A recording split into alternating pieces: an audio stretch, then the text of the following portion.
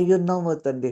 మీరు ఏమయ్యున్నారో తండ్రి, అయన్నీ తండ్రి మీ యొక్క నామం పేరట తండ్రి స్తుతించి తండ్రి, ఆ యొక్క సన్నిధానము తండ్రి గొప్పదైన ఉజ్జీవ ఆరాధన చేయుటకు సహాయం చేసి నడిపించమని మా యొక్క సహోదరుడు తండ్రి, ప్రియమిత్రుడు తండ్రి నేను బాబి రత్నాకర్ గారిని తండ్రి నీ ఆత్మతో అభిషేకించమని, వినువారు సిద్ధపాటు కలిగిన ఆ ప్రభు మనసుతో తండ్రి వినుటకు సహాయం చేయమని, దున్నబడిన ఈ భూమిలో తండ్రి తను విత్తిన వాక్యము తండ్రి ఫలించలాగిన సహాయం చేయమని సమస్త ఘనత మహిప్రభులు మీకు ఆరోపిస్తూ మా ప్రభుని ప్రియరక్షకుడిని యేసు అతి పరిశుద్ధమైన నామం పేరట ప్రార్థించి వేడుకొంచున్నాం తండ్రి. Amen amen. Amen. Amen. Hallelujah. Praise the amen. Lord. Thank you so much అయ్య గారు. అందరికీ వందనాలండి. ఝాన్సీ అక్క ప్లీజ్. ఓకే తమ్ముడు. అందరికీ గుడ్ మార్నింగ్ అండి. ఈ రోజు మన మధ్యలో వాక్యం అందించడానికి బాబీ అన్న దేవుని యొక్క ఆత్మ చేత ప్రేరేపింపబడి సిద్ధంగా ఉన్నారు. వారిని పరిచయం చేయటం గౌరవంగా భావిస్తున్నాను. మధురమైన ఆశ్చర్య కృప రక్షించే దోషినైన నన్ను ఇంతదనుకు సురక్షితముగా తెచ్చిన ఆ కృపే దరిచేరేదాకా కాచును. సుపరిచితమైన ఈ పాటలోని మాటలే బాబీ రత్నాకర్ గారి పరిచయం. రుచిగల ఫుడ్ స్నేహితులు, వేదాంత విద్య, తత్వశాస్త్రం అనగా బాబీ గారికి మక్కువ. సుందరమైన సాగర తీర నగరం విశాఖపట్నంలో వారి నివాసము. వారిని ప్రేమతో ఆహ్వానిస్తున్నాను. వెల్కమ్ అన్న. గుడ్ మార్నింగ్ అన్న. Praise the Lord. Praise Lord అమ్మా. అందరికి ప్రైజ్ లార్డ్ అండి. 1 second.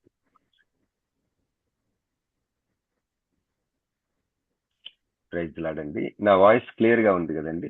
Yes daddy, loud and clear. Thank you Johnson. Good morning అండి. Praise the lord. అందరికీ ప్రభు అయిన యేసుక్రీస్తు నామములో కృతజ్ఞతలు తెలియజేసుకుంటున్నాను. ముఖ్యంగా మన మధ్యలో జాయిన్ అయిన సిస్టర్ శిలావర్ధిని సిస్టర్ గారికి, వారి ప్రియమైన భర్త గారు రెవరెండ్ శాస్త్రి గారికి, కుటుంబానికి కృతజ్ఞతలు వందనములు తెలియజేసుకుంటున్నానండి. Thank you sister for joining. అలాగే సురేష్ బాబాయ్ గారికి వందనములండి.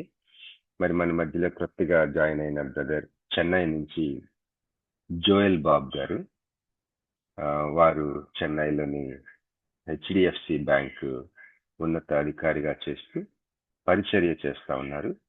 వారు మనకి ఈరోజు ఫిబ్రవరి 1వ తారీఖు కదండి, 5వ తారీఖున వారు వాక్య పరిచర్య చేస్తారు. Thank you for joining brother. అలాగే మరి సిస్టర్ శ్రీనీత గారికి కృతజ్ఞతలు తెలియజేసుకుంటున్నానండి. Thank you sister for joining. రేపటి దినమున సిస్టర్ శ్రీనీత గారు వాక్య పరిచర్య చేస్తారండి.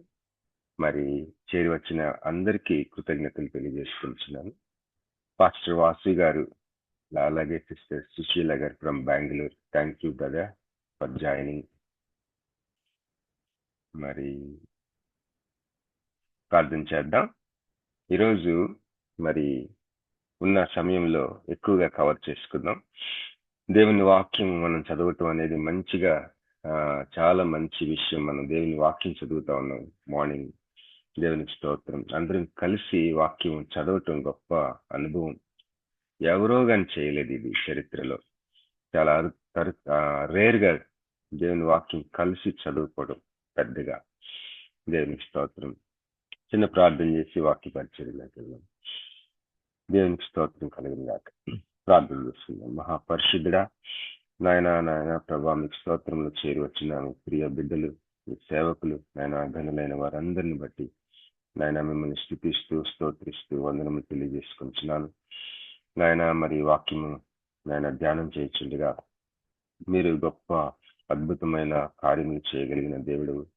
ఆ వాక్యము, పరిశుద్ధ వాక్యము వెనుక మీరు ఆత్మస్వరూపిగా నిలబడి ఉన్న గ్రంథకర్తవి నాయన తండ్రి. మరి అల్లాడుచున్న ఆత్మవి, పవరింగ్ స్పిరిట్వి ప్రవ్వా. అలాగే గ్రేట్ ఇంటర్ప్రెటర్వి ప్రవ్వా. మరి ఆశ్చర్యమైన విషయాలు చూచలాగిన కళ్ళు తెరిచే దేవుడివి. వాక్యం ఉంది ప్రవ్వా. మీ కృప దయచేయండి. మీ రక్తంలో నన్ను కడగండి, నన్ను వాడుకోనండి. మీ చిత్తమైతే నన్ను వాడుకోనండి ప్రవ్వా. సహాయం చేయమని అడుగుచు యేసు నామములో ప్రార్థించి వేడుకుంటున్నాం తండ్రి. Amen. Praise the lord. Hallelujah. మరి యెషయా గ్రంథం 41వ అధ్యాయం కొన్ని వచనాలు చదువుకొని అక్కడి నుంచి ఆదికాండ 15వ అధ్యాయంకి వెళ్దాం. యెషయా గ్రంథం 41వ అధ్యాయం. దేవుడు నాకు ప్రత్యేకంగా అనుగ్రహించిన వాగ్దానాలు ఇవి.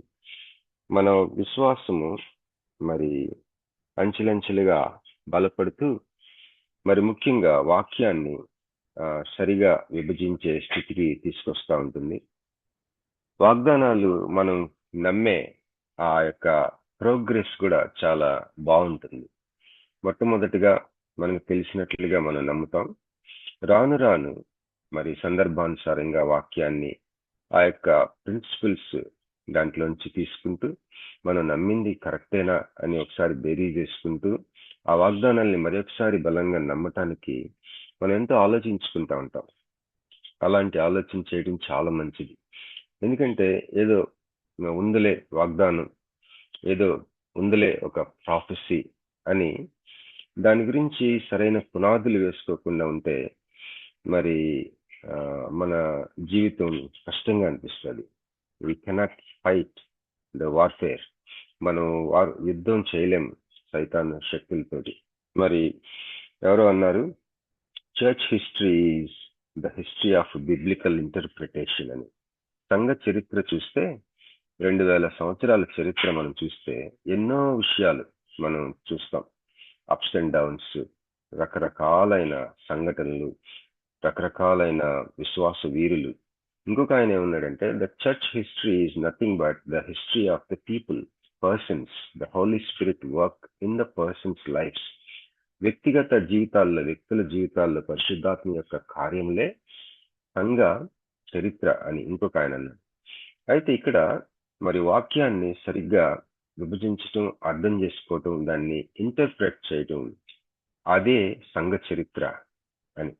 Church history is the history of biblical interpretation. బైబిల్ని ఏ విధంగా అర్థం చేసుకున్నారో అదే సంఘ చరిత్ర.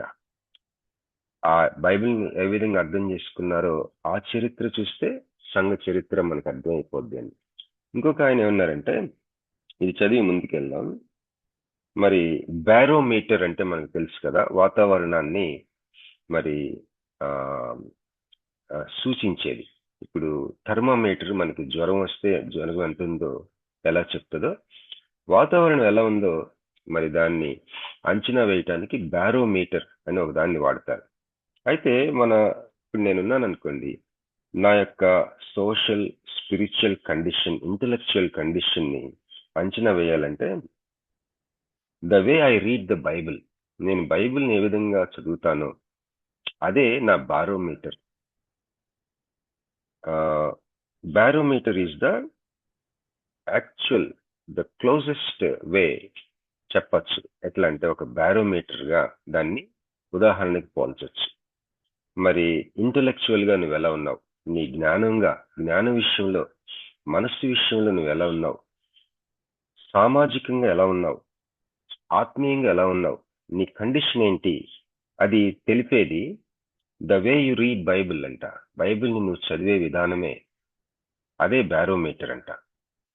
బైబిల్ చదవటం కాదు, బైబిల్ ఏ విధంగా చదువుతున్నావు. The way you read Bible will tell you your social condition, your intellectual condition and your spiritual condition. కనుక బైబిల్ చదవటం మాత్రమే కాకుండా ఎలా చదువుతున్నావు, హౌ యు ఇంటర్ప్రెట్, దాన్ని ఏ విధంగా అర్థం చేసుకుంటున్నావు, మరి ఏదో ముక్కలుగా కాకుండా మరి సందర్భానుసారంగా రచయితకి ఒక ఉద్దేశం ఉంటుందని, మరి ఒక మీనింగ్ ఉంటుందని, ఆ మీనింగ్ ని మనం అర్థం చేసుకోవడానికి ప్రయత్నం చేయాలి. చాలా మంచి విషయాలు నేను నోట్ చేసుకుని పెట్టుకుంటున్నాను. దేవుని చిత్తం అయితే మనం షేర్ చేసుకుంటాను మీతోటి రానున్న రోజుల్లో. మరి ఈరోజు యెషయా గ్రంథం 41వ అధ్యాయం ముందుకెళ్దాం. 10వ వచనం ఎవరైనా చదువుతారమ్మా? 8 నుంచి చదువుకుందాం. యెషయా 41:8. నా సేవకుడు అయిన ఇశ్రాయేలు, నేను ఏర్పరచుకున్న యాకోబు, నా స్నేహితుడైన అబ్రహాము సంతానమా, భూదిగంతముల నుండి నేను పట్టుకొని దాని కొనల నుండి పిలుచుకొనిన వాడా, నీవు నా దాసుడవనియు, నేను నిన్ను ఉపేక్షింపక ఏర్పరచుకొంటిననియు నేను నీతో చెప్పి ఉన్నాను. నీకు తోడయున్నాను, భయపడకుము, నేను నీ దేవుడనై ఉన్నాను. దిగులు పడకుము, నేను నిన్ను బలపరుతును, నీకు సహాయం చేయువాడును నేనే, నీతి అను నా దక్షిణ హస్తంతో నిన్ను ఆదుకొందును. ఆమేన్. చాలా థ్యాంక్ యూ సిస్టర్. ఇక్కడ 8వ వచనంలో ఈ విషయాలు మాట్లాడుతూ స్టార్టింగ్ లో ఒక విషయం జ్ఞాపకం చేసుకుంటున్నాడు దేవుడు. ఏంటంటే, నా స్నేహితుడైన అబ్రహాము సంతానమా అంటున్నాడు. అట్లా ప్రారంభించి భయపడద్దు అంటున్నాడు. ఎందుకంటే నేను అబ్రహాంతో చేసిన ఒక నిబంధన, దానికి షరతులు లేవు. It's an unconditional covenant, so fear not. ఇక్కడ నేను అబ్రహాంకి నా స్నేహితుడైన అబ్రహాం సంతానమా అని పిలుస్తూ 10వ వచనం వచ్చేసరికి, నీవు నా దాసుడు అనియు నేను నిన్ను ఉపేక్షింపక ఏర్పరచుకుంటున్నాను. ఒకసారి దేవుడు మనల్ని వాడుకోడేమో అని భయం వేస్తుంది. తీసి పక్కన పెట్టాడేమో అనుకుంటారేమో. నో, గాడ్ ఈజ్ సేయింగ్, నేను నిన్ను పక్కన పెట్టను, నేను నిన్ను ఉపేక్షింపక, నిన్ను తీసి పక్కన పెట్టకుండా నేను నిన్ను ఏర్పరచుకున్నాను, నీ దాసుడివి, నేను నిన్ను ఉపేక్షింపక ఏర్పరచుకుంటున్నాను, నేను నీతో చెప్పి ఉన్నాను, నువ్వు భయపడద్దు అంటున్నాడు. ఎందుకంటే నేను నీకు తోడై ఉన్నానని. దిగులు పడద్దు, ఎందుకంటే నేను నీ దేవుడినై ఉన్నానని. నిన్ను బలపడుతును, నీకు సహాయం చేయవాడును నేనే, నీతి అను నా దక్షిణ హస్తంతో నిన్ను ఆదుకుని. ఈ చాప్టర్లో ఇంకా ముందుకెళ్తే బాగుంటాయి ప్రామిసెస్, దేవుని యొక్క వాగ్దానం. దాదాపు 91లో నాకు దేవుడు అనుగ్రహించిన వాగ్దానం. 1991లో ఫస్ట్ టైం నేను ఈ చాప్టర్ చదివినప్పుడు ఎవరో నన్నుగా యాక్సెప్ట్ చేస్తున్నట్టు అనిపించింది. So this is my life's most foundational promise దేవుడు నాకు ఇచ్చారు. దీన్ని చాలాసార్లు నేను చదువుకున్నా. ఎన్నోసార్లు దేవుడు నాకు వాగ్దానం జ్ఞాపకం చేశారు. అయితే 8వ వచనంలో ఒక మాట ఉంటుంది, నా స్నేహితుడైన అబ్రహాం సంతానమా. English standard version study Bible, ESV Bible ఉంటుంది, దానికి స్టడీ బైబిల్ కూడా ఉంటుంది. ఒక 3000-4000 అంత కాస్ట్ ఉంటుంది. డిజిటల్ వర్షన్ కూడా ఉంది. సో ఈ బైబిల్ చాలా ముఖ్యం, ఎందుకంటే దాదాపు 95 మంది థియోలోజియన్స్ కలిసి రాసిన బైబిల్ గ్రంథం, స్టడీ బైబిల్. అది ఈఎస్వి స్టడీ బైబిల్, చాలా బాగుంటుంది. దాంట్లో ఏం రాశారంటే, దేవుడు ఎందుకు భయపడద్దు అంటున్నాడు ఈ యెషయా 41వ అధ్యాయంలో. ఎందుకు భయపడద్దు అంటున్నాడంటే, నేను అబ్రహాంకి చేసిన వాగ్దానము షరతులు లేనిది, నో కండిషన్స్. నేను నిన్ను ఉపేక్షించి, నేను నిన్ను పక్కన పెట్టను, భయపడద్దు. ఐ ఆమ్ యువర్ గాడ్, దిగులు పడద్దు. దిగులు పడద్దు అన్నకి ఇంగ్లీష్లో డు నాట్ బి డిస్మేడ్ అని ఉంటుంది. కంగారు పడద్దు, కలవరపడద్దు, డిసోరియంట్ అయిపోవద్దు, మానసికంగా కృంగిపోవద్దు, డిప్రెషన్కి గురవద్దు. ఎందుకంటే నేను నీ దేవుడని. You don't have to maintain me, I will maintain you అని చెప్పాడు. చాలా మంది దేవుడిని మెయింటైన్ చేయాలి, కానీ మన దేవుడు మనల్ని మెయింటైన్ చేస్తాడు. దేవునికి స్తోత్రం కలిగింది కాదు. అయితే ఈ యొక్క షరతులు లేని కవనెంట్, నిబంధన ఎక్కడ దేవుడు అబ్రహాంతో చేశాడు చూద్దాం. ఆదికాండం 15వ అధ్యాయానికి వెళ్దాం. అబ్రహాము, నా స్నేహితుడైన అబ్రహాం సంతానమా, నేను నిన్ను ఉపేక్షింపక ఏర్పరచుకుంటున్నాను, నీవు నా దాసుడు అని నేను నీతో చెప్పి ఉన్నాను, నేను తోడై ఉన్నాను, భయపడద్దు అంటున్నాను. ఇప్పుడు విల్ గో బ్యాక్ టు ఆదికాండము 15వ అధ్యాయం. దయచేసి చదువుతారమ్మా ఎవరైనా? ఆదికాండం 15 స్టార్టింగ్ నుంచి చదువుకుందాం. చదవండి. ఇవి జరిగిన తరువాత యెహోవా వాక్యము అబ్రామునకు దర్శనమందు వచ్చి, అబ్రామా, భయపడకుము, నేను నీకు కేడెము, నీ బహుమానము అత్యధికమగునని చెప్పెను. అందుకు అబ్రాము ఒక్క నిమిషం ఇది కొంత ఎక్స్ప్లెయిన్ చేసిన తర్వాత మళ్ళీ కంటిన్యూ చేద్దాం. కానీ ఇక్కడ 15వ అధ్యాయం స్టార్టింగ్ లో 1వ వచనం, ఇవి జరిగిన తర్వాత అంటే 14వ అధ్యాయంలో అబ్రహాం కొంతమంది రాజులతో యుద్ధం చేసిన తర్వాత విజయం సాధించిన తర్వాత సొదొమ రాజు ఆ యొక్క యుద్ధంలో సంపాదించుకున్న ఆ యొక్క వస్తు సామగ్రి, దాన్ని అంతటిని, ఆ ప్లండర్ ని అబ్రహాంకి ఆఫర్ ఇస్తాడు. ఇది తీసుకోమంటే అబ్రహాము నిరాకరిస్తాడు, దాన్ని రిఫ్యూజ్ చేస్తాడు. నీ వల్ల నేను ఐశ్వర్యవంతులు అవుతా. ఆ మాట ఒకసారి చదువుకొని ముందుకెళ్దాం. 14వ అధ్యాయం 21వ వచనం. సొదొమ రాజు మనుష్యులను నాకిచ్చి ఆస్తిని నీవే తీసుకొనమని అబ్రాముతో చెప్పగా, అబ్రాము, నేనే అబ్రామును ధనవంతునిగా చేసి తినని నీవు చెప్పకుండానట్లు ఒక నూలు పోగైనను చెప్పులు వారైనను నీ వాటిలో ఏదైనాను తీసుకొనని ఆకాశమునకును భూమికిని సృష్టికర్త సర్వోన్నతుడును దేవుడునైన యెహోవా ఎదుట నా చెయ్యి ఎత్తి ప్రమాణం చేసి ఉన్నాను అని చెప్పాడు. ఆయన ఎవరితో చెప్పాడంటే ఒక రాజుతో చెప్పాడు. అయితే 15వ అధ్యాయం 1వ వచనంలో ఇది జరిగిన తర్వాత అన్నారు. ఇవన్నీ ఇట్లా ఈ సంఘటన జరిగిన తర్వాత దేవుడు మాట్లాడుతున్నాడు అబ్రాహాం. ఇప్పుడు చదవండి. అందుకు అబ్రాము, ప్రభువైన యెహోవా నాకేమి ఇచ్చిననేమి, నేను సంతానం లేనివాడనై పోవుచున్నానే. దమస్కు ఎలియజరే నా ఇంటి ఆస్తికర్త యగును కదా. మరియు అబ్రాము, ఇదిగో నీవు నాకు సంతానం ఇయ్యలేదు కనుక నా పరివారంలో ఒకడు నాకు వారసుడగునని చెప్పగా, యెహోవా వాక్యము అతని యొద్దకు వచ్చి, ఇతడు నీకు వారసుడు కాడు, నీ గర్భవాసంన పుట్టబోవుచున్న వాడు నీకు వారసుడగునని చెప్పెను. మరియు ఆయన వెలుపలికి అతన్ని తీసుకొని వచ్చి, నీవు ఆకాశం వైపు తేరిచూచి నక్షత్రములను లెక్కించుటకు నీ చేతనైతే లెక్కించుమని చెప్పి, నీ సంతానము అలాగవునని చెప్పెను. అతడు యెహోవాను నమ్మెను, అది అతనికి నీతిగా ఎంచెను. మరియు ఆయన, నీవు ఈ దేశమును చాలండి సిస్టర్. 6వ వచనం వరకు చదువుకున్నాం. ఆదికాండం 15:1-6. అతడు యెహోవాను నమ్మెను, ఆయన అది అతనికి నీతిగా ఎంచెను. మనందరికీ తెలిసినట్లుగా ఈ యొక్క ప్రిన్సిపల్ న్యూ టెస్టిమెంట్ అంతా కూడా రన్ అవుతుంది. మరి we live by faith, justification is by faith alone. మరి మనం నీతిమంతులంగా తీర్చబడటం అనేది విశ్వాసం వలన మాత్రమే, క్రియల వలన కాదు. మరి మన క్యాథలిక్ సహోదరులు విశ్వాసము ప్లస్ క్రియల ద్వారా నీతిమంతులంగా తీర్చబడతామంటారు, కానీ అది తప్పుడు సిద్ధాంతం. విశ్వాసం వలన మాత్రమే మనము నీతిమంతులంగా తీర్చబడతాం. ఎప్పుడంటే first time and every time in our lifes. మనం విశ్వాసము వలన మాత్రమే నీతిమంతులంగా తీర్చబడ్డాం, అంటే రక్షించబడ్డాం. ఇక అక్కడి నుంచి చనిపోయేంత వరకు కూడా మనము విశ్వాసం వలన మాత్రమే నీతిమంతులంగా తీర్చబడుతూ ఉంటాం. పరిశుద్ధపరచబడటం కూడా విశ్వాసం వలన మాత్రమే, క్రియల వలన కాదు. కావాలంటే చూసుకోండి. మీ own experience will tell. If you are having a relationship with Jesus, యేసుక్రీస్తుతో మీకు వ్యక్తిగత సంబంధం ఉందని అనుకుంటున్నాను నేను. చాలా మందికి ఉండదు విశ్వాసులకి.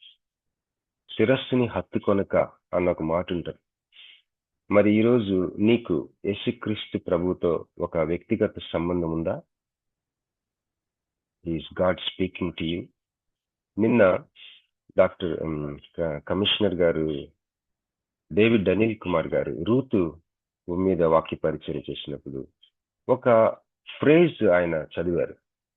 నీ జనమే నా జనము, నీ దేవుడే నా దేవుడు అని రూతు తన అత్తతో అన్నప్పుడు, ఆ మాట విన్నప్పుడు ఒక వాన జల్లుబడినట్టు నా మీద హోలీ స్పిరిట్ ఎక్స్పీరియన్స్ అయింది. I was filled with the Holi Spirit. ఈరోజు మార్నింగ్ చేరి వచ్చిన ప్రతి ఒక్కరిని అడుగుతున్నాను, వినయంగానే అడుగుతున్నా, హౌ మచ్, ఎంతకాలం అయింది దేవుని ఆత్మ తాజాగా నువ్వు అనుభవించి? It's not optional.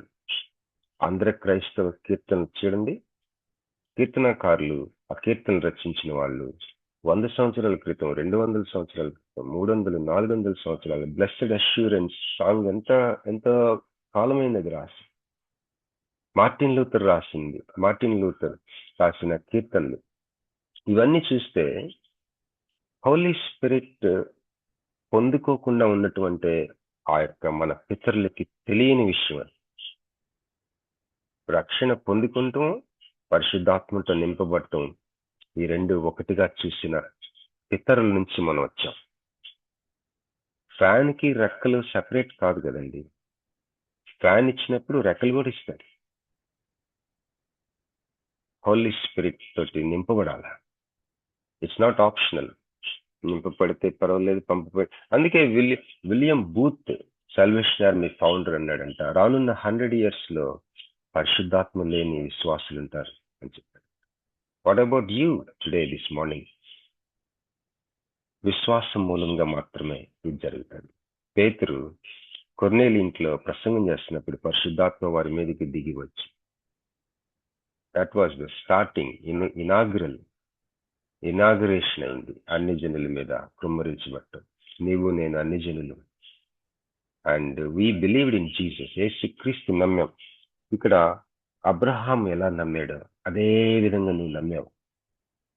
విడిచిపెట్టద్దు ఆ నమ్మకాన్ని. ఆ నమ్మకాన్ని బట్టి మాత్రమే దేవుడు నన్ను నీతిమంతులుగా తీర్చాడు. అదే నమ్మకం మీద మాత్రమే పరిశుద్ధపరుస్తాడు. కనుక అతిశయానికి కారణం లేదు.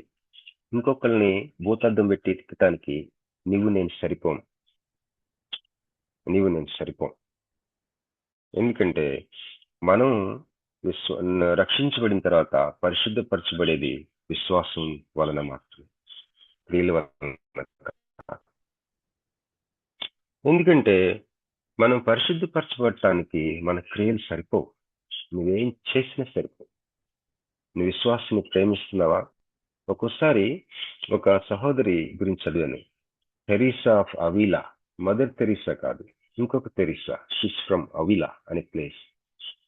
ఆమె, you love God for God's sake, not for your sake. You love yourself for God's sake, not for yourself. You love your neighbour for God's sake, not for your self.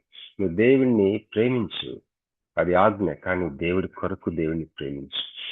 నీవు ప్రేమించుకో, నీ కొరకు కాదు, దేవుడి కొరకు నీవు ప్రేమించుకో. నీ కొరకు ప్రేమించు, కానీ నీ కొరకు కాదు, నీ తృప్తి కొరకు కాదు, లేకపోతే నీ ఆజ్ఞ పాటిస్తున్నానన్న సాటిస్ఫాక్షన్ కోసం కాదు. నీ పొరుగు వాడిని నిన్ను వాళ్ళే ప్రేమించడం. ఎందుకంటే దేవుడి కొరకు. ఇట్లాంటి హైయెస్ట్ స్టాండర్డ్స్ మన వల్ల ఎలా అవుతాయి? We fall short somewhere. So that is why only by faith we are justified. Only by faith we are sanctified. మరి మనం నీతిమంతులంగా తీర్చబడేది విశ్వాసం వలన మాత్రమే, పరిశుద్ధపరచబడేది కూడా విశ్వాసం వలన మాత్రమే. ఫెయిల్ అయిపోయి సాయంత్రం ప్రశాంతమైన సమయంలో ప్రభువా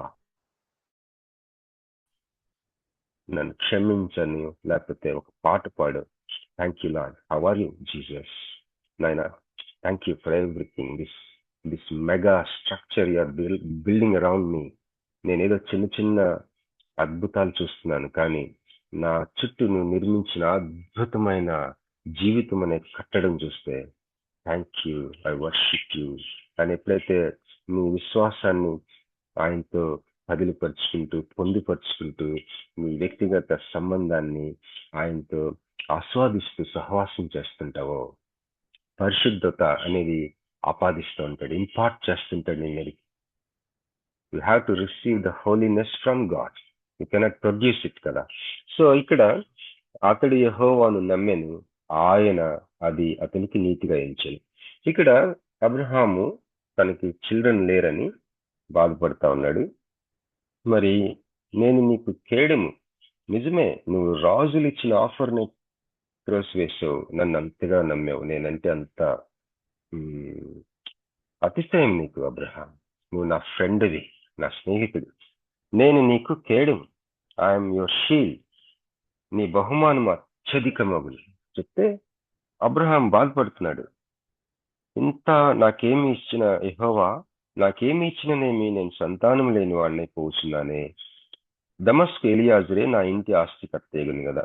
మనం ఒక విషయం గుర్తుపెట్టుకోవాలి, ఏంటంటే మనకి దేవుడు ఏదైనా సరే మనకు సంబంధం లేని సాక్రిఫైస్ మనతో చేపిస్తున్నాడంటే, అది పిల్లలు లేకపోవటం అవ్వచ్చు, ఒంటరితనం అవ్వచ్చు, ఏదన్నా అవ్వచ్చు, దానికి ఒక పర్పస్ ఉంటుంది. That is not the end, but it's only A means అన్నమాట. మరి అబ్రహాంకి చైల్డ్ లేకపోవడం అది ఒక గమ్యం కాదు, అది ఓన్లీ మరొక గమ్యానికి మార్గం. ఆ శ్రమ ఇక్కడ అదే చెప్తా ఉన్నాడు దేవుడు. నో ఎలియాజర్ కాదు, I have a plan for you. అందుకనే నేను నీ యొక్క నేటివ్ ప్లేస్ నుంచి నేను పిలుచుకొని తీసుకొచ్చాను అని చెప్తున్నాడు. ఇక్కడ దేవుడు అంటున్నాడు, యెహోవా వాక్యము అతని యొద్దకు వచ్చి, ఇతడు నీకు వారసుడు కాడు, నీ గర్భవాసమును పుట్టబోచున్నవాడు నీకు వారసుడగునని చెప్పాను.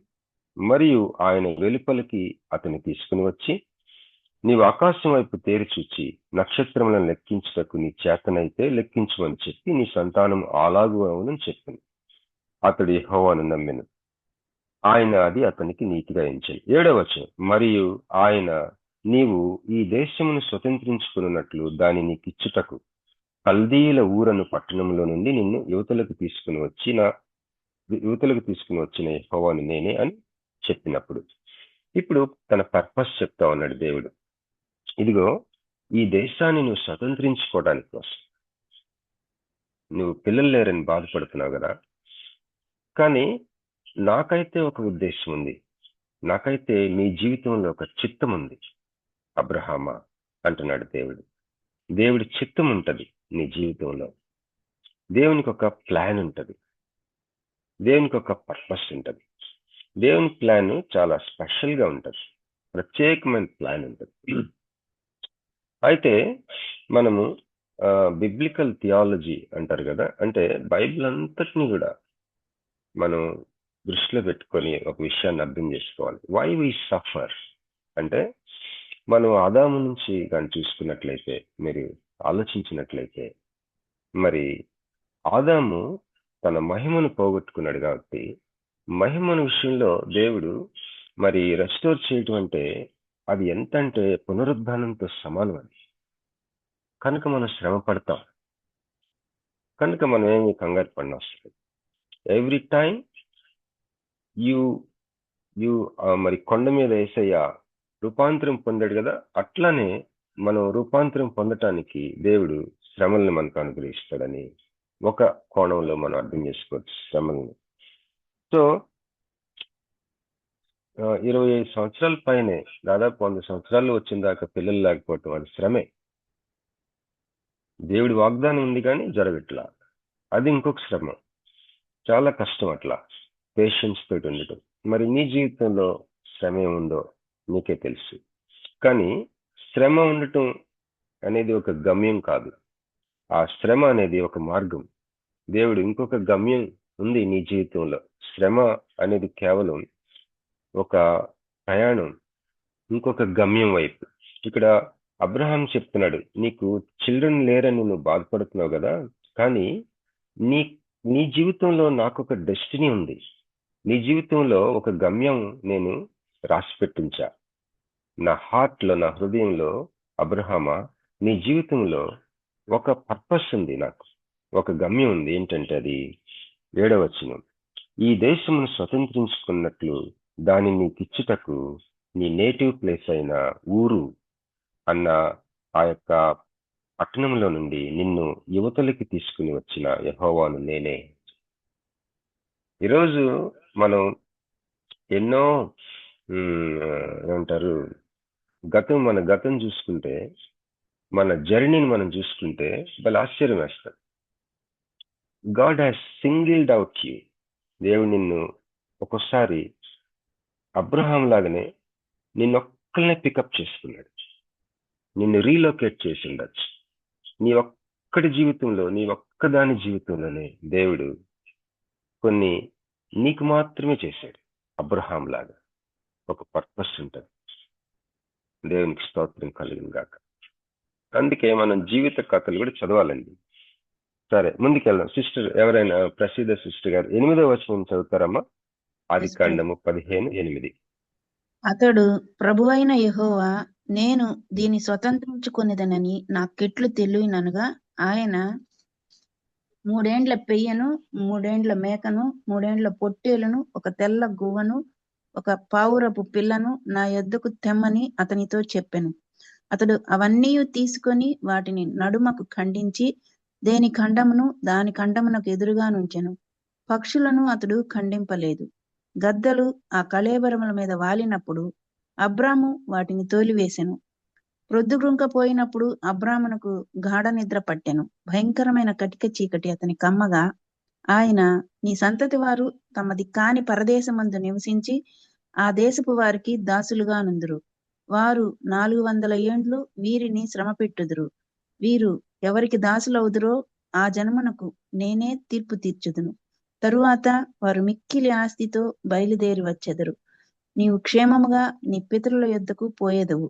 మంచి వృద్ధాప్యమందు పాతిపెట్టబడుదువు. అమోరీయుల అక్రమము ఇంకను సంపూర్ణము కాలేదు కనుక నీ 4వ తరం వారు ఇక్కడికి మరలా వచ్చెదరని నిశ్చయముగా తెలుసుకొనుమని అబ్రాముతో చెప్పెను. మరియు ప్రొద్దుగుంకి కటిక చీకటి పడినప్పుడు రాజుచున్న పొయ్యియు అగ్ని జ్వాలయును కనబడి ఆ ఖండముల మధ్య నడిచిపోయెను. ఆ దినమందే యెహోవా ఐగుప్తు నది మొదలుకొని గొప్ప నది అయిన యూఫ్రటీసు నది వరకు ఈ దేశమును అనగా కేనీయులను, కనిజ్జీయులను, కద్మోనీయులను, హిత్తీయులను, పెరిజ్జీయులను, రెఫాయీయులను, అమోరీయులను, కనానీయులను, గిర్గాషీయులను, యెబూసీయులను నీ సంతానమునకు ఇచ్చి ఉన్నానని అబ్రాముతో నిబంధన చేసెను. ఆమేన్. Praise the lord. ఆమేన్. ఆమేన్. Thank you sister. మరి ఇక్కడ చాలా ఆశ్చర్యం ఏంటంటే, అబ్రహాము 8వ వచనంలో ఏమడుగుతున్నాడు? ప్రభు అయిన యెహోవా, నేను దీన్ని స్వతంత్రించుకున్నదని నాకు ఎట్లు తెలియను అని అడుగుతున్నాడు. ఎంత జాగ్రత్తగా అడుగుతున్నాడు చూడండి. అబ్రహాం అందుకే ఫ్రెండ్ అన్నాడు దేవుడు. ఆలోచించి మాట్లాడుతున్నాడు దేవుడితో. ఎట్లా పడితే అట్లా అడగట్లా, గబుక్కున క్వశ్చన్స్ వేయట్లేదు. చాలా ఆలోచన. అసలు ఈ క్వశ్చన్ చాలా నాకు అసలు అర్థం కాలేదు. అసలు అబ్రహాం ఏం అడుగుతున్నాడు అర్థం కాలేదు నాకు. ఇదే ఈఎస్వి స్టడీ బైబిల్లో ఉంది. ఆయన ఒక ప్రామిస్ ఆశపడుతున్నాడంట దేవుని దగ్గర నుంచి. Abraham is desiring a promise from God, which is very very wise way to ask God. మనం యుక్తంగా ప్రార్థన చేయటం ఎట్లా మనకు తెలియదు. You can see Holy Spirit here. మరి పరిశుద్ధాత్మ ప్రేరేపణ అనుకోవచ్చు మనం. ఎందుకంటే యుక్తంగా ప్రార్థన చేసిన చోటల్లా పరిశుద్ధాత్మ వల్లనే సాధ్యమవుతుంది. ఇక్కడ అడుగుతున్నాడు, హౌ కెన్ ఐ నో అని. లేకపోతే ఇంగ్లీష్లో, whereby shall I know that I shall inherit it. నేను స్వతంత్రించుకుంటాను నాకు ఎట్లు తెలుస్తుంది అంటున్నాడు. ఈ క్వశ్చన్ చూసారా, ఫార్మేషన్ ఆలోచించాడు బాగా. ఎట్లాంటి తనకు కావాలేంటి, తను తన సంతానము, అసలు ఫస్ట్ ఆఫ్ ఆల్ పిల్లలే లేకపోతే ఎంతో మంది పిల్లల్ని దేవుడు ఇస్తాడని నమ్మేశాడు. దేవుడు వెంటనే అతని ఆ నమ్మకాన్ని బట్టి నా దృష్టిలో అబ్రహాం నీతిమంతుడని అనేసుకున్నాడు. అయితే నమ్మేసేయటమే కాకుండా అసలు నాకు ఇదంతా నేను నా సంతానం స్వతంత్రించుకుంటానని నాకు ఎట్లు తెలుస్తుంది అంటే, అప్పుడు దేవుడు అంటున్నాడు, ఇక్కడ చూడండి, దేవుడు మరి ఆశ్చర్యకరమైన దేవుని స్వభావం. దేవుడు మనతోనే ఉంటాడు కానీ మన టైప్ కాదు. చాలా సింపుల్గా ఉంది కదా ఈ మాటలు, కానీ చాలా ప్రమాదకరమైన మాట ఇది. God is not our type, God will be with us. ఆయన స్వరూపంలో మనం చేశాడని చెప్తూనే మనకు అతీతంగా ఒక స్వభావం ఉంటుంది ఆయనకి. ఏంటంటే నాకు కూడా ఆశ్చర్యం వేసింది.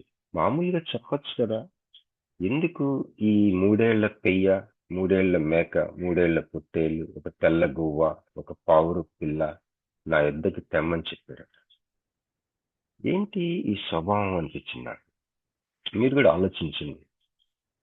ఈ తర్వాత చదివిన సిస్టర్ గారు చదివారు కదా, మరి ఆ యొక్క నెక్స్ట్ లైన్స్ లో ఏముందంటే, ఒక 600, 800, 700 ఇయర్స్ కి సంబంధించిన భవిష్యత్తుని అబ్రహాం చెప్పాడు.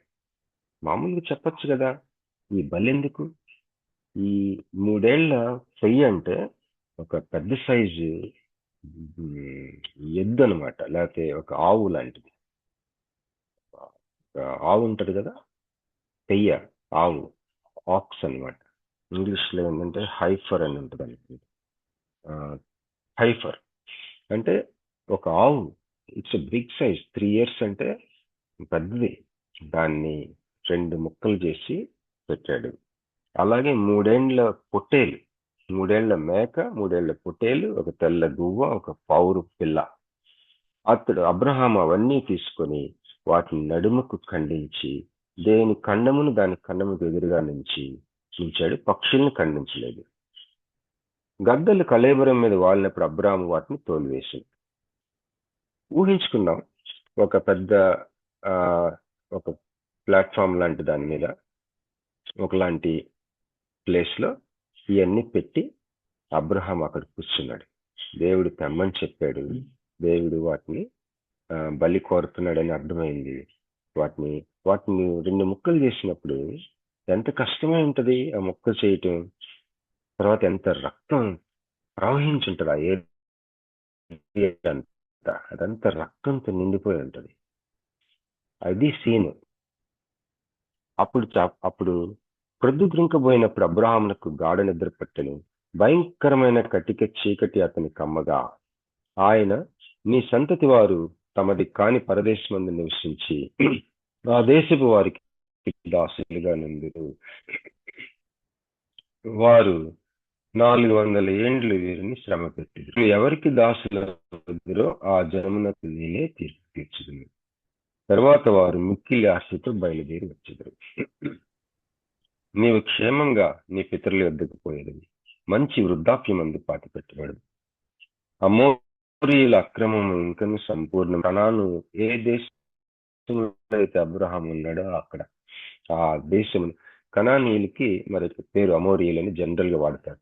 అమోరీయుల అక్రమం ఇంకను సంపూర్ణం కాలేదు కనుక నీ 4వ తరం వారు ఇక్కడికి మరలా వచ్చేదని నిశ్చయంగా తెలుసుకోమని అబ్రహాంతో చెప్పి, మరియు ప్రొద్దుగురికి కటిక చీకటి పడినప్పుడు రాజు చిన్న పొయ్యి అగ్ని జ్వాలయుని కనబడి ఆ ఖండముల మధ్య నడిచిపోయింది.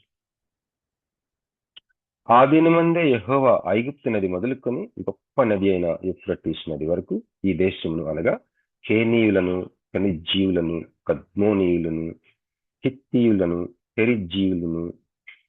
పెరిజ్జీయులను, రెఫాయీయులను, అమోరీయులను, కనానీయులను, గిర్గాషీయులను, యెబూసీయులను నీ సంతానంలోకి ఇచ్చినానని అబ్రాహాముతో నిబంధన చేశాను. ఇది నిబంధన. దీంట్లో ఎక్కడ కండిషన్స్ ఉండవు. అందుకే భయపడద్దు అంటున్నాడు దేవుడు. మనతో ఏం చెప్తున్నాడంటే, మనకు కూడా అబ్రహాం లాంటి విశ్వాసమే ఉంది. మీరు గమనించినట్లయితే same type faith we have. We believed in God in the same manner Abraham believed. కనుక అబ్రహాంకి సంతానం మనకి దేవుడు చెప్తాడు భయపడొద్దని. ఎందుకంటే నేను అబ్రహాంతో చేసిన ఆ యొక్క కవెనెంట్కి నో కండిషన్స్, అందుకే భయపడొద్దు అంటాడు. అయితే ఇక్కడ ఆ దినమందే ఐగుప్తు దేశం మొదలుకొని యూఫ్రటీస్ నది వరకు ఈ దేశమును, అనగా దేశం అంటే మట్టి కాదు, దేశం అంటే మనుషులే అన్నట్టుగా ఈ దేశాన్ని నీకు ఇస్తాను. ఈ దేశం అంటే ఏంటి తెలుసా? ఇదిగో ఈ ప్రజలు, కేనీయులు ఎట్సెట్రా ఎట్సెట్రా, యెబూసీయులను, ఆ ప్రజలను నీ సంతానం నాకు ఇచ్చి ఉన్నానని అబ్రాహాముతో నిబంధన చేశాను. దేశం ఇవ్వటం అంటే ప్రజల్ని ఇవ్వటం. సాత్వికులు ధన్యులు, వారు భూలోకమును స్వతంత్రించుకుందరని ఉంది కదండి. సర్వసాధారణంగా మరి నేను కూడా విన్నాను, గాంధీ న్యూ టెస్టిమెంట్ క్యారీ చేసేవాడంట. ఆయన ఈ మాటలు చదివాడంట బైబిల్లో. Blessed are the meek, they shall inherit the earth అని. అందుకే నాన్ వైలెన్స్ మూవ్మెంట్ చేసాడు, అహింస మూవ్మెంట్ తీసుకొచ్చింది బైబిల్లోని ఈ వాక్యం ఆధారంగా అని. అల్టిమేట్ గా అది స్వాతంత్రానికి దారితీసింది అని అంటారు. I don't know how true it is, but many times నేను విన్నాను ఇది. అయితే ప్రజల్ని గెలుచుకోవడం. ఇప్పుడు ఒక వ్యక్తి, ఆ వ్యక్తి నువ్వు స్వార్థ చెప్పేటప్పుడు ఆ వ్యక్తి, ఏ వ్యక్తి కూడా న్యూట్రల్ గా ఉండడండి. యేసుక్రీస్తు రాజ్యంలో కానీ అంధకార సంబంధం అధికారముల కింద కానీ మనం కూడా అంతే. యేసుక్రీస్తు రాజ్యంలో నువ్వు ఉన్నావా? అంధకార సంబంధం అధికారం కింద నువ్వు ఉన్నావు. నేను ఒకసారి ఒక భార్య భర్తలు అడిగాను వాళ్ళ ఇంటికి వెళ్ళి, మీరు నాకు సమాధానం చెప్పనవసరం లేదు, మీకు మీరే చెప్పుకోండి, యేసుక్రీస్తు రాజ్యంలో ఉన్నారా, అంధకార సంబంధం అధికారం క్రింద ఉన్నావా? There is no neutral place. ఏది ఉండదు, either A or B, nothing in between. కనుక నీవు సువార్త చెప్పి రక్షించాలనుకున్న వ్యక్తి అంధకార సంబంధం అధికారం కింద ఉంటాడు కాబట్టి ఆ వ్యక్తిని నువ్వు, ఆ వ్యక్తి మీద ఉన్న అంధకార సంబంధం అధికారాన్ని డిస్ట్రాయ్ చేయాలి ఫస్ట్. ఆ తర్వాత సువార్తతో జయించుకోవాలి.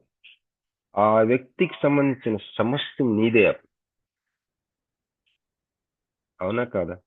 సో ఇక్కడ అబ్రహాంకి ఇచ్చిన ఆ యొక్క వాగ్దాన భూమి ప్రామిస్ మనకి న్యూ టెస్టిమెంట్ లో ఆ విధంగా నెరవేరుతుంది. ఆ వ్యక్తికి మన స్వార్థ చెప్పే వ్యక్తి మనకు కానుకలు ఇస్తాడు, సమస్తం ఆయన అన్ని మెయిన్ విషయాలు కాదు. కాకపోతే చెప్తున్న సందర్భంగా ఇక్కడ వాగ్దాన భూమి యూఫ్రటీస్ నది వరకు, ఐగుప్తు దేశం నుంచి ఐగుప్తు నది మొదలుకొని గొప్ప నది అయిన యూఫ్రటీస్ వరకు ఈ దేశమును నీకు ఇస్తున్నాను అంటే అనగా అనుంది. ఇదిగో ఈ లిస్ట్ ఆఫ్ ప్రజల్ని నేను నీకు ఇస్తున్నానని వాగ్దానం చేశాను. ఆ తర్వాత ఇప్పుడు మనం బలి అద్దెకి వెళ్దాం. బలి విషయంలో ఏం జరిగిందో చూద్దాం. ఇక్కడ 3 ఏళ్ల పెయ్య, మేక, పొట్టేలు, తెల్ల గువ్వ, పావురు అవన్నీ తీసుకుని నడుముకు ఖండించి ఒకదానికి ఎదురుగా ఆ ఖండమును దేని ఖండము ఎదురుగా ఉంచి అబ్రహాము పక్షుల్ని తోలేస్తా కూర్చొనున్న ఆ సీన్ మనం ఊహించుకున్నాం. అప్పుడు ప్రొద్దుగుంకపోయినప్పుడు అబ్రహామునకు గాఢ నిద్ర పట్టింది. ఇప్పుడు భయంకరమైన కటిక చీకటి అతని కమ్మగా. కొన్ని వాక్యాలు నేను నోట్ చేసుకున్నాను, దయచేసి మనం గమనిద్దాం. చదువుకున్న వాక్యాలు: కటిక చీకటి, తర్వాత అగ్ని, రాజుచున్న పొయ్యి, ఇంకోటి ఏంటంటే నడిచి వెళ్ళింది. కిందకి వచ్చేసరికి 17వ వచనం, రాజుచున్న పొయ్యి అగ్ని జ్వాలయు కనబడి ఆ ఖండముల మధ్య నడిచిపోయింది. ఫస్ట్ ఏమో 12వ వచనంలో భయంకరమైన చీకటి, కటిక చీకటి కమ్మింది. ఆ తర్వాత 17వ వచనంలో రాజుచున్న పొయ్యి అంటే ఇంగ్లీష్ లో smoking furnace and burning lamp. Today is Sunday, పునరుద్ధరణ దినం, and we are going to participate in communion service. We are going to worships. మన యొక్క సంఘాలకు వెళ్తా ఉన్నాం. ఈరోజు we are facing God at the communion service and also at the fellowship of the believers. అయితే మన దేవుడు ఎలాంటి దేవుడు ఒకసారి చూద్దాం. హెబ్రీ 12:29 ఈ విధంగా ఉంది: మన దేవుడు దహించు అగ్ని అయి ఉన్నాడు. ఏలయనగా మన దేవుడు దహించు అగ్ని అయి ఉన్నాడు. ప్రకటన 1:13 ఈ విధంగా ఉంది. 13 నుంచి కొన్ని వచనాలు: తిరుగగా 7 సువర్ణ దీపస్తంభములను, ఆ దీపస్తంభముల మధ్యను మనుష్య కుమారుని పోలిన ఒకరిని చూచితిని. ఆయన తన పాదముల మట్టుకు దిగుచున్న వస్త్రము ధరించుకొని రొమ్మునకు బంగారు దట్టి కట్టుకుని ఉండను. ఆయన తలయు తల వెంట్రుకలను తెల్లని ఉన్నిని పోలినవై హిమమంత ధవళముగా ఉండను. ఆయన నేత్రములు అగ్ని జ్వాల వలె ఉండను, కళ్ళు అగ్ని జ్వాల వలె ఉండను. ఆయన పాదములు కొలిమిలో పుటము వేయబడిన మెరయుచున్న అపరంజితో సమానమై ఉండను. ఆయన కంఠస్వరము విస్తార జల ప్రవాహముల ధ్వని వలె ఉండను. ఆయన తన కుడి చేత 7 నక్షత్రములు పట్టుకుని ఉండను. ఆయన నోట నుండి 2 అంచులు గల వాడి అయిన ఖడ్గం ఒకటి బయలువెళ్ళుచుండెను. ఆయన ముఖము మహా తేజస్సుతో ప్రకాశించుచున్న సూర్యుని వలె ఉండను. అబ్రహాం పెట్టిన ఆ యొక్క బలి పశువుల ఖండముల మధ్య నడిచిన రాజుచున్న పొయ్యి, తర్వాత ఇంకోటి ఏంటండి, రాజుచున్న పొయ్యియు అగ్ని జ్వాలయు ఆ ఖండముల మధ్య నడిచిపోయిందంట. ఇంకా బైబిల్ ఈ అగ్ని గురించి, చీకటి గురించి ఏం ఏం చెప్తుందో కొన్ని వచనాలు మీకు చదివి వినిపిద్దామని నేను ఆశపడి చదువుతానండి. అలాగే అపోస్తల కార్యములు 2వ అధ్యాయం 3వ వచనం. మరియు అగ్ని జ్వాలల వంటి నాలుకలు విభాగింపబడినట్టుగా వారికి కనబడి వారిలో ఒక్కొక్కని మీద వ్రాలగా అందరూ పరిశుద్ధాత్మతో నిండిన వారై ఆ ఆత్మ వారికి వాక్శక్తి అనుగ్రహించిన కొలది అన్య భాషలతో మాట్లాడసాగిరి. లూకా సువార్త 3:16. యోహాను, నేను నీళ్లలో మీకు బాప్తిస్మం ఇచ్చుచున్నాను, అయితే నాకంటే శక్తిమంతుడు ఒకడు వచ్చుచున్నాడు, ఆయన చెప్పుల వారును విప్పుటకు నేను పాత్రుడను కాను, ఆయన పరిశుద్ధాత్మలోను బ్రాకెట్లో పరిశుద్ధాత్మతోను అగ్నితోను మీకు బాప్తిస్మం ఇచ్చును. ప్రియమైన సహోదరి సహోదరుడా, పరిశుద్ధాత్మతోను అగ్నితోను నీవు బాప్తిస్మం పొందుకున్నావా? ఇది ఎవరికి నువ్వు చెప్పనవసరం లేదు. వ్యక్తిగతంగా ఒంటరిగా ఉన్నప్పుడు నిన్ను నీవు ప్రశ్నించుకో. ఒకవేళ నువ్వు పొందుకోకపోతే యేసయ్య మీ అపోస్తల కార్యాలు లేకపోతే లూకా సువార్త 3వ అధ్యాయం 16వ వచనంలో యు ఆర్ ద బ్యాప్టైజర్ అని ఉంది కదా. యేసయ్య బాప్తిస్మం ఇచ్చేవాడు నువ్వు. ఎట్లాంటి బాప్తిస్మం అంట? పరిశుద్ధాత్మలోను అగ్నితోను ఆయన నువ్వు బాప్తిస్మం ఇస్తావని ఉంది కదా. Can you give me please అని అడగండి. నాకు అనుగ్రహించు, నేను నిన్ను నమ్మాను, నేను రక్షించబడ్డాను, నా హృదయంలో నీవు ఉన్నావు, పరిశుద్ధాత్మతో నన్ను బాప్తిస్మం. ఇది మనం ఎలా చదవాలంటే పరిశుద్ధాత్మతోను అగ్నితోను ఇమ్మర్స్ చేయవాడు నువ్వే కదా. బాప్తిస్మం అంటే it's not a very familiar word మన లాంగ్వేజ్ లో.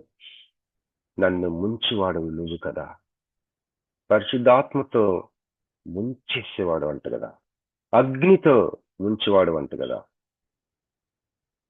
నాకు చెయ్యి. ఎప్పుడైనా అడిగావా నీ లైఫ్ లో యేసయ్య నీ మాట?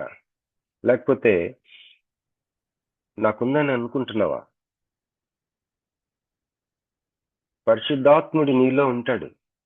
నీ విశ్వాసం వల్ల నీ మీదికి రావాలా. ఇదిగో పరిశుద్ధాత్మతో అగ్నితో ముంచబడాలా నువ్వు. ఓకే, ఇంక ముందుకెళ్దాం.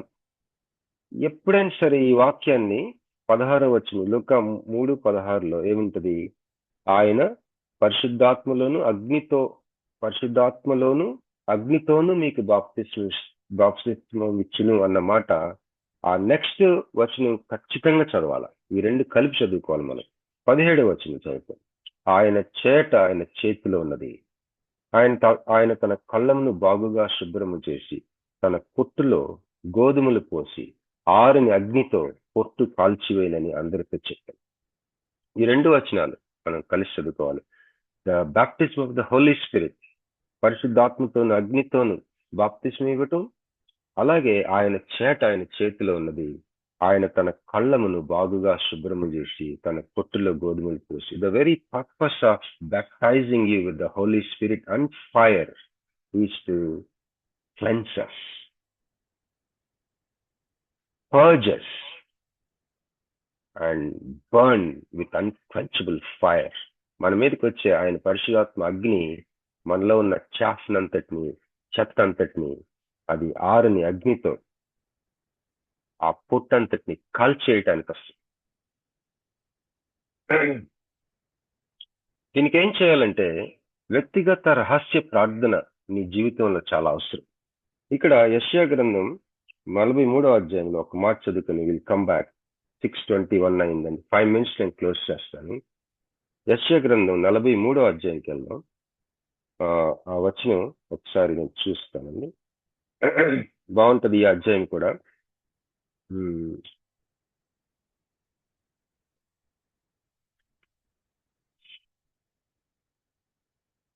దేవుడు బాధపడతా ఉన్నాడు. యాకోబు అంటే ఇశ్రాయేలీల్ని వాళ్ళతో మాట్లాడుతూ దేవుడు బాధపడుతున్నాడు. ఏమనంటే 22వ వచనం చదువుతారమ్మా. యెషయా 43:22. బ్రదర్, యాకోబు, నీవు నాకు మొర్రపెట్టుట లేదు, ఇశ్రాయేలు, నన్ను గూర్చి నీవు విసికితివి కదా, దహన బలులుగా గొర్రె మేకల పిల్లలను నా యొద్దకు తేలేదు. నీ బలుల చేత నన్ను ఘనపరచలేదు. నైవేద్యములు చేయవలనని నేను నిన్ను బలవంత పెట్టలేదు. ధూపము వేయవలనని నేను నిన్ను విసికింపలేదు. చాలండి సిస్టర్, థ్యాంక్ యూ సిస్టర్. ఇక్కడ నాకు ఆశ్చర్యం వేసింది ఆయన మాటల్లో ఒక మాట ఏంటంటే 22వ వచనంలో మొట్టమొదటిగా చదివిన మాటలోనే ఉంది, యాకోబు నీవు నాకు మొర్ర పెట్టుటలేదు. ఏం చేయట్లేదంట? యాకోబు నువ్వు నాకు కానుకలు ఇట్లేదని బాధపడట్లేదు ఆయన. యాకోబు నువ్వు విజ్ఞాపన చేయటం లేదని బాధపడట్లా. యాకోబు గ్రూప్ ప్రేయర్ చేయటం లేదని బాధపడట్లా. యాకోబు నీ పొరుగు వాడిని ప్రేమించడం లేదని బాధపడలేదు. యాకోబు నువ్వు పశ్చాత్తాపడలేదని బాధపడలా. యాకోబు నువ్వు మొర్ర పెట్టట్లేదని బాధపడుతుంది. మన జీవితాన్ని మనం ఈరోజు చూసుకున్నాం. అల్లాడిపోయావా? ఏ విషయం కోసమైనా దేవుని పాదం దగ్గర వ్యక్తిగతంగా, రహస్యంగా, పబ్లిక్ కాదు. ఇది దేవుడికి కావాలి. నీ జీవితంలో గాయపడిన ఆయన పాదాలు పట్టుకొని మొరపెట్టడం. గిల్లగిల్లాడిపోతాం కదా అప్పుడప్పుడు. అమ్మో అమ్మో అమ్మో అమ్మో అని ప్రాణం రెపరెపలాడిపోద్ది కదా. పాదాలు పెట్టుకొని రూమ్లో ఎవ్వరు లేనప్పుడు మోకరిస్తావో, కూర్చుంటావో, ఏం చేస్తావు? ఆయన పాదాలు పెట్టుకొని. యాకోబు నీవు మొర్ర పెట్టట్లేదు అంటున్నాడు దేవుడు. రహస్యంగా మనం చేసే ఆ మొర పబ్లిక్ గా జవాబు దొరుకుతుంది. పబ్లిక్ గా జవాబు చెప్తుంది. దేవునికి స్తోత్రం కలిగిన. Will go back to this. Okay, లూకా 3:17 కూడా చదువుకున్నాం కదా. లూకా 23:44 చదువుతానండి. 23:40. అప్పుడు రమారమి మధ్యాహ్నమాయను, అది మొదలుకొని 3 గంటల వరకు ఆ దేశమంతటి మీద చీకటి కమ్మెను. యేసుక్రీస్తు ప్రభు వారు శిలువలో వేలాడుతున్నప్పుడు అబ్రహాము ఆ ఖండములు దేనికి ఎదురుగా, అది ఆ మూడేండ్ల పెయ్య, 3 ఏండ్ల పొట్టేలు, 3 ఏండ్ల మేక, పావురము, బువ్వ, వాటి ఆ యొక్క కళేబరాలు అలాగా రక్తంతో అలా ఉన్నప్పుడు చీకటి, గాఢాంధకార చీకటి కమ్మిందంట. యేసుప్రభు వారు శిలువలో వేలాడుతున్నప్పుడు గాయాలతో నింపబడి, చేతుల్లో మేకులు, పక్కటెముకలో బల్లెపోటు, కాళ్ళల్లో మేకులు, ఆ క్రితం రాత్రి ఆ వీపంత కొరడా దెబ్బలు, ముళ్ళ కిరీటం, ఇదంతా రక్తంతో ఆయన కారుతా ఉంటే ఆ శిలువలో వేలాడుతున్నప్పుడు ఏం జరిగిందంట? రమారమి మధ్యాహ్నమాయను, అది మొదలుకొని 3 గంటల వరకు ఆ దేశమంతటి మీద చీకటి కమ్మెను. సూర్యుడు అదృశ్యుడాయను, గర్భాలయపు తెర నడిమికి చినిగెను. అప్పుడు యేసు గొప్ప శబ్దంతో కేక వేసి, తండ్రి నీ చేతికి నా ఆత్మను అప్పగించుకొంచున్నానని ఆయన ఇలాగ చెప్పి ప్రాణం విడిచెను. నిర్గమకాండం 20:21 చదువుతానండి. ప్రజలు దూరంగా నిలిచిరి. మోషే దేవుడున్న ఆ గాఢాంధకారమునకు సమీపింపగా, దేవుడు ఉన్న ఆ గాఢాంధకారం అన్నమాట. అలాగే హెబ్రీ 12:18 సిస్టర్ చదువుతారా? హెబ్రీ 12వ అధ్యాయం 18 నుంచి చదువుతారమ్మా. 18 నుంచి దాదాపు 29 వరకు చదవండి. హెబ్రీ 12:18 నుంచి 29. దయచేసి విందామండి, మనం క్లోజ్ చేసుకుంటున్నాం. హెబ్రీ 12:18 నుంచి లాస్ట్ వరకు చదవండి అమ్మా. Okay brother. స్పృశించి తెలుసుకొనదగినట్టు మండుచున్నట్టు కొండకును, అగ్నికిని, కారు మేఘమునకును, గాఢాంధకారమునకును, తుఫానుకును, బూరధ్వనికిని, మాటల ధ్వనికిని మీరు వచ్చి ఉండలేదు.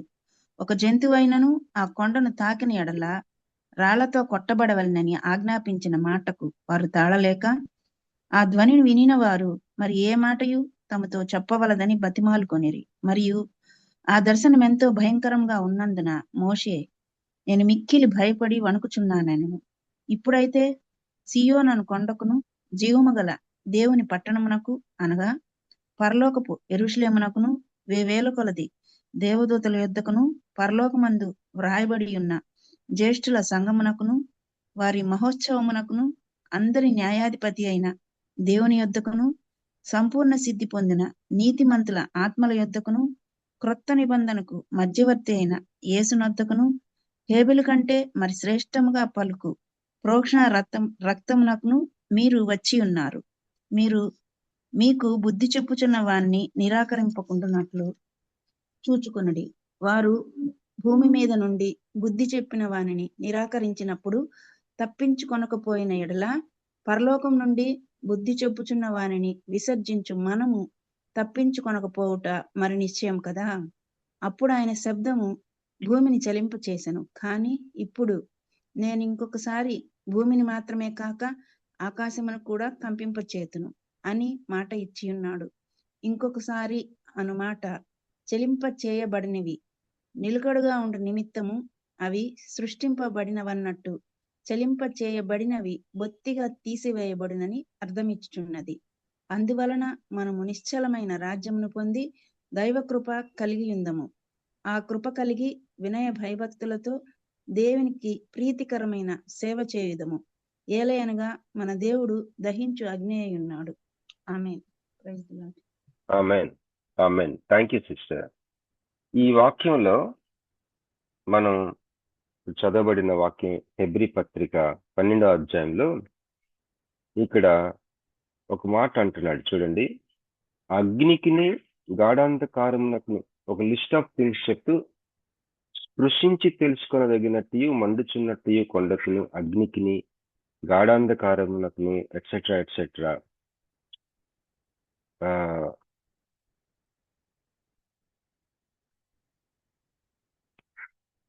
మీరు వచ్చి ఉండలేదు అంటున్నాడు. అగ్నికిని గాఢాంధకారమునకును మీరు వచ్చి ఉండలేదు. అవి భయంకరమైనవి. కానీ దానికంటే ఇంకేమంటున్నాడు, ఇప్పుడైతే సియోను కొండకును జీవము గల దేవుని పట్టణమునకును అనగా పరలోకపు యెరూషలేమునకును వేవేల కొలది దేవదూతల యొద్దకును పరలోకమందు వ్రాయబడి ఉన్న జ్యేష్ఠుల సంఘమునకును వారి మహోత్సవమునకును అందరి న్యాయాధిపతి అయిన దేవుని యొద్దకును సంపూర్ణ సిద్ధి పొందిన నీతిమంతుల ఆత్మల యొద్దకును క్రొత్త నిబంధనకు మధ్యవర్తి అయిన యేసునొద్దకును. క్రొత్త నిబంధన. ఇందాక మనం అబ్రహాం యొక్క నిబంధన చూసాం. ఇప్పుడు క్రొత్త నిబంధన. ఈరోజు రొట్టె ద్రాక్షరసంలో నీ చేతులు ఎప్పుడైతే ఆ ద్రాక్షరసం ఉంటుందో అది క్రొత్త నిబంధనకి అది ఒక గుర్తు. నా నిబంధనకి సూచనగా, నేను క్రొత్త నిబంధనకి సూచనగా ఆయన యేసయ్య రక్తానికి సూచన. యేసయ్య రక్తం అనే ఆ యొక్క క్రొత్త నిబంధనకి జ్ఞాపకం చేసుకుంటూ మనం యేసు వద్దకు వచ్చాం. క్రొత్త నిబంధనకి మధ్యవర్తి అని యేసు వద్దకు వచ్చాం. చివరికి అంటున్నాడు, ఏలయనగా మన దేవుడు దహించి అగ్ని అన్నాడు. కనుక అబ్రహాము ఆ పెట్టిన ఆ యొక్క బలి పశువుల మధ్య రాజుచున్న పొయ్యి తర్వాత మండుచున్న అగ్ని, స్మోకింగ్ ఫర్నేస్ అండ్ ఫైర్, అవి ఏంటంటే యేసుక్రీస్తు ప్రభు మన దేవుడైన యేసయ్య వాటి మధ్య సంచరిస్తూ తీర్పు తీర్చే మనస్సు ఒక పక్కన అణుచుకుంటూ, అరే ఈ యొక్క బలి పశువులాగా శ్రమపడాలే వీళ్ళు, అది తప్పించుతానని నేను ఈ యొక్క వాటిని వధించినప్పుడు మనల్ని తప్పించాడు. అందుకే అన్నాడు దేవుని వాక్యంలో, the content of prophecy is Jesus Christ. నీకు భవిష్యత్తు తెలుసుకోవాలని ఉంది కదా, నీ భవిష్యత్తు ఏంటో ఎప్పుడు ఉంటుంది మనకి. నా జీవితంలో ఏం జరగబోతుంది. యేసుక్రీస్తు అనే బలి పశువు వధించబడిన యేసయ్య గొర్రెపిల్ల బట్టి దేవుడి నీకు ప్రాఫెసీ, ఆయన ఆ ప్రాఫెసీ నీకు బయలుపరచగలడు. ఆ ప్రాఫెసీ యొక్క సందేశం యేసుక్రీస్తే.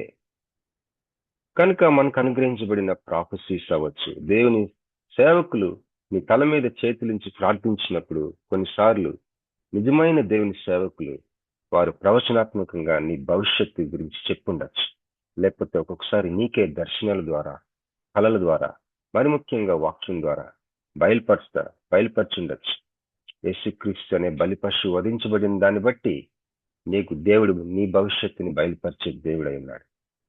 కనుక ఈ తలంపుల్ని మీ ముందు ఉంచాలని ఆశపడతా ఉన్నాను. మరి ముఖ్యంగా మిమ్మల్ని ఒక విషయం నేను ఇంకా ఆలోచించమని ప్రోత్సహిస్తున్నానంటే, ఎందుకంటే why God asked Abraham to bring those animals before telling the future. మరి అబ్రహాము ఇది నాకు ఎట్లా జరుగుతుంది, ఏ విధంగా నేను తెలుసుకోగలను ఇది నాకు జరుగుతుందని అన్నప్పుడు 3 ఏళ్ల పెయ్య, 3 ఏళ్ల పొట్టేళ్ళు, 3 ఏళ్ల మేక, మరి గువ్వ, పావురం, వీటిని ఎందుకు తెమ్మన్నాడు? ఎందుకు వాటి మధ్య సంచరించాలి? ఎందుకు ఆ రక్తం చిందించబడాలి? భవిష్యత్తు చెప్పచ్చు కదా ప్లెయిన్ గా. ఈ ప్రశ్న మీరు కూడా ఆలోచించాలని నేను మిమ్మల్ని ప్రోత్సహిస్తున్నాను. నాకు వచ్చిన తలంపులు చెప్పాను. It's both judgemental and also uniting with our sympathising with our from our point of view కూడా. ఈ రెండుని దేవుడు అడ్జస్ట్ చేసుకుంటూ మూవ్ అయ్యాడు ఆ యొక్క కళేబరాల మధ్య. ఆ యొక్క కల్వరి చిలువలు ఆయన వేలాడుతున్నప్పుడు కూడా సేమ్ అడ్జస్ట్మెంట్ ఈరోజు క్రొత్త నిబంధన కొరకు మనకి.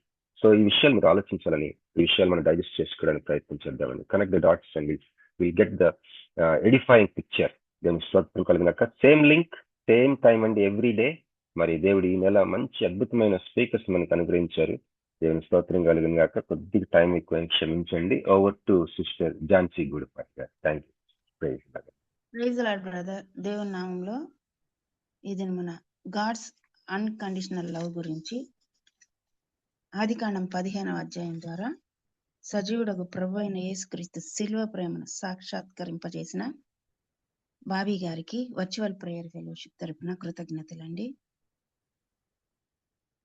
ముగింపు ప్రార్థన మరియు ఆశీర్వాదం ఇవ్వవలసినదిగా పాస్టర్ మురళీ బాబాయ్ గారిని మనవి చేస్తున్నాను. మరి ఈ దినమున మోహిని గారికి జన్మదినం అండి. ఆమెకి భర్త మరియు కుమారుడు ఇద్దరు కూడా మరణించారు, ఒంటరిగా ఉంటుంది. ఆమె కొరకు కూడా ప్రార్థన చేయండి. ఈ దినమున మోహిని గారి జన్మదినం. ప్రార్థన చేసుకుందామండి. దయగలిగిన తండ్రి, కృపగలిగిన రక్షగా, బంగారు పాదాలకు వందనాలు, స్తోత్రాలు చెల్లిస్తున్నాము. అయినా ఈ ఉదయకాల వేళల్లో చిన్న మందగా మీ పాదాలు చెందగా రావడానికి మీరు మాకు ఇచ్చినటువంటి శ్రేష్టమైన సమయాన్ని బట్టి మీకే వందనాలు, స్తోత్రాలు చెల్లిస్తున్నాము. నాయన, మా నాయన, మా దేవ, ఎంత పర్యంతం మీ దీనదాసులు నాయన తమ్ముడు బాబుని మీరు నిలబెట్టుకున్నారు. శ్రేష్టమైన వర్తమానాన్ని మీరు మాకు అందించిన రీతిని బట్టి అయినా మీకు వందనాలు చెల్లిస్తున్నాను. అలాగే సహోదరి నాయన మోహిని గారిని బట్టి మీ పాద సన్నిధికి వస్తున్నాను. భర్తను బిడ్డను కోల్పోయినటువంటి ఆ బిడ్డను మీరు దీవించండి నాయన. నాయన ఎంత బాధాకరమో ఊహించడానికి వీలైన పరిస్థితులు తండ్రి. ఆ బిడ్డ జన్మదినం అందరిని బట్టి కూడా మీ పాద సన్నిధికి వస్తున్నాను. ధైర్యంగా ఉండటానికి సహాయం దయచేయమని కూడా ప్రార్థిస్తున్నాను. ఆ బిడ్డకు మీరే తోడునీడుగా ఉండమని ప్రార్థిస్తున్నాను నాయన. అలాగనే ఈ జూమ్ కుడికిన మాకు ఏర్పాటు చేసి ఈ ప్లాట్ఫామ్ మీద మమ్మల్ని అందరం చేర్చిన బాబీని బట్టి, బాబీకి సహకరిస్తున్నటువంటి చెల్లి ప్రసిద్ధాన్ని బట్టి, చెల్లి జాన్సన్ బట్టి, తమ్ముడు స్వరూపును బట్టి, అలాగే నాయన జాన్సన్ బట్టి, నేను తమ్ముడు తేజాన్ని బట్టి మీ పాద సన్నిధికి వస్తున్నాను. బిడ్డలందరినీ మీరు దీవించండి, ఆశీర్వదించండి. భారం కలిగి నేను ప్రార్థిస్తున్నటువంటి సహోదరులందరినీ కూడా మీరు దీవించండి, ఆశీర్వదించండి. అయినా ఈ కూడిక జీవితకాలం కొనసాగటానికి సహాయం దయచేయమని ప్రార్థిస్తున్నాను. ఈ కూడికలో పార్టిసిపేట్ చేసిన ప్రతి బిడ్డను మీరు దీవించండి, ఆశీర్వదించండి. మేలులతో నింపమని ప్రార్థిస్తున్నాను. ఆయన తిరిగి ఉదయకాల వేళలో నుండి అయినా మేమందరం కూడా మా పనిపాట్లో ప్రవేశిస్తూ ఉండగా ఈ రోజంతట్లో మీ తోడ్పాటును, మీ సహాయాన్ని మాకు దయచేయమని ప్రార్థిస్తున్నాను. అయినా ఈ ఉత్తమైన వాక్యానికి నీరు కట్టండి, ఫలింపు చేయండి. భావికి మీరు ఇచ్చినటువంటి జ్ఞానాన్ని బట్టి మీకే వందనాలు, స్తోత్రాలు చెల్లిస్తూ మా గొర్రె శిలువలో తన ప్రాణాన్ని బలికి పెట్టిన మా ప్రభువును, మీ ప్రియ కుమారుడి మా ప్రాణ విమోచకుడు మా రక్షకుడు యేసుక్రీస్తు వారి నామాన్ని అడిగి వేడుకొని ప్రార్థిస్తున్నాను తండ్రి. ఆమేన్. పరలోకమందున్న మా తండ్రి, నీ నీ నామం నామం పరిశుద్ధపరచబడును గాక. కాక నీ రాజ్యం నీ వచ్చును గాక నీ నీ చిత్తం చిత్తం పరలోకమందు భూమి యందు నెరవేరును గాక మాకు మన కావలసిన ఆహారం దయచేయండి. దయచేయండి వాళ్ళ అపరాధము వాడిన చేసిన అపరాధము వారిని క్షమించినట్టు మా అపరాధము క్షమించు మమ్మ శోధనకు తప్పించు రాజ్యము రాజ్యం శక్తి శక్తి మహిమ మహిమ నిరంతరం నిరంతరం నీవు వింటున్నాను. ఆమేన్. ఆమేన్. మన పరమ తండ్రి అయిన దేవుని ప్రేమ, కుమారుడైన యేసుక్రీస్తు వారి కృప, ఆదరణకర్త అయిన పరిశుద్ధాత్మ అన్యోన్య సహవాసం చేరుకున్న మనకును సకల పరిశుద్ధులకును వాక్యం అందించిన బిడ్డకును బైబిల్ చదివినటువంటి బిడ్డకును కాయల పండ బిడ్డలకును అలాగే జన్మదినంలో జరుపుకుంటున్న బిడ్డలకును సదాకాలము తోడైన నడిపించును గాక. ఆమేన్. ఆమేన్. ఆమేన్. అందరికీ వందనాలండి. ముగింపు ప్రార్థన మరియు ఆశీర్వదించిన పాస్టర్ మురళీ బాబాయ్ గారికి, వాక్య పరిచయం చేసిన బావి గారికి, కూడి వచ్చిన విశ్వాసులైన పరిశుద్ధులందరికీ కూడా ప్రభు నామంలో మరియు వర్చువల్ ప్రేయర్ ఫెలోషిప్ తరపున వందనాలండి. మరియు ఒక చిన్న రిక్వెస్ట్ ఏంటంటే రేపటికి మా అక్క హస్బెండ్ చనిపోయి 1 year అండి, ఫస్ట్ డెత్ యానివర్సరీ. ఇవాళ రేపు బంధువులు దూర ప్రాంతాల నుంచి ప్రయాణం చేసి చెన్నైకి వెళ్ళాలి. చక్కగా దేవుని మహిమార్థం ఆ కార్యం జరిగేటట్లుగా ప్రార్థన చేయండి. మా కుటుంబం కొరకు మీ వ్యక్తిగత ప్రార్థనలో జ్ఞాపకం చేసుకోండి. ప్రభు నామములు అందరికీ వందనాలండి. Praise the lord.